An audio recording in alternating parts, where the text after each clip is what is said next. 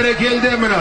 Ежелден қазақ халқы жылқы баққан, қазаққа мал төресі жылқы жаққан, жарысып көкпар тартып көлік қылып, өмірінің ырысын содан тапқан.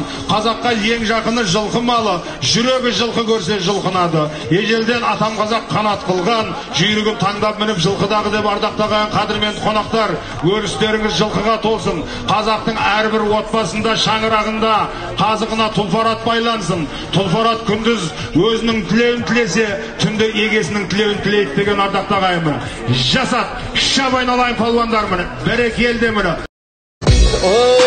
Міне айтулы торат қой бұл. Бәрекелді міне. Айтулы торат. Міне 2000 жылдан бері шауып келе жатқан торат қой бұл міне.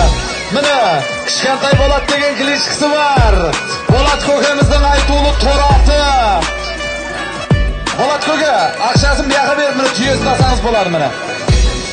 Айтулы торат. Бұл Болат көкемнің жасымен бірдей болып қалды бұл жас, құда қаласа міне.